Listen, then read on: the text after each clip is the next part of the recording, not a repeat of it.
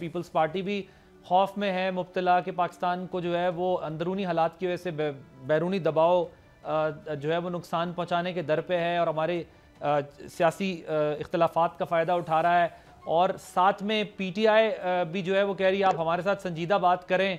तो फिर तो मियाँ साहब को चाहिए वो खुद उठें, उठ के बैठें और सबको ले जाके कॉन्फ्रेंस करें और बताएं कि भाई ये सब हमें खतरात हैं। वो तो बिल्कुल खामोश हैं और आपकी पार्टी जो है वो हाफ हार्टेड से डायलॉग कर रही है और दोनों तरफ से यही हो रहा है। मैंने पहले भी कहा पीटीआई भी ये करिए, तो फिर तो उन पर बड़ी जिम्मेदारी आयद होती है कि वो आगे आए, वो सीनियर लीडर हैं और मिलकर सबको बिठा दें।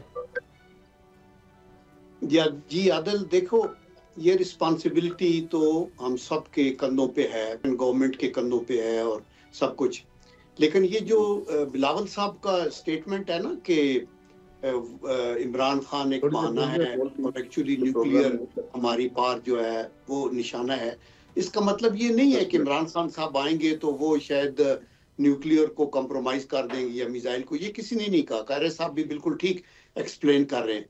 मकसद ये है कि बैरूनी इन ताकतों की जो कि कभी कोई ना कोई कभी रेजोल्यूशन मंजूर करते हैं, कभी मिसाइल की बात करते हैं, कभी इनकी कोई हमदर्दी नहीं है ह्यूमन राइट्स के मुतालिक। ये जो बात करते हैं ये वही कौमें हैं जिन्होंने खुद गुआंतानामो बे बनाई और ये अगर अभी करारदाद मंजूर करते हैं कि एक लीडर जेल में है और उसके ऊपर मुकदमात हैं तो उसको बाहर निकाल दें, तो ह्यूमन राइट्स का इनको क्या है? इन्होंने गाजा में क्या किया है?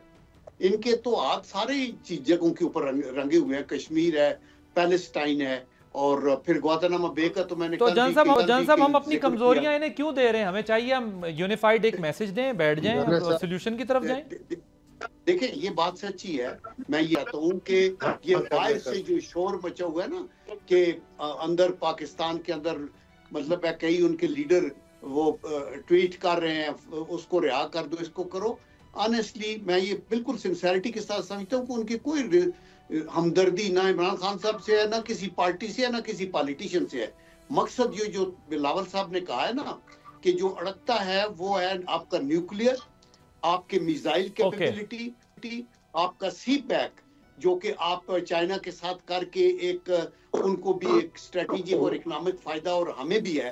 तो ये चीजें हैं जो एक न्यूक्लियर पाकिस्तान को जो एक मुस्लिम कंट्री उसको किसी लिहाज से भी आगे नहीं आने देना। आप ये देखें कि नेतन्याहू से किसी ने पूछा कि जी आपकी दुश्मनी किससे है, तो उसने कहा ईरान से है और उसके बाद पाकिस्तान से है।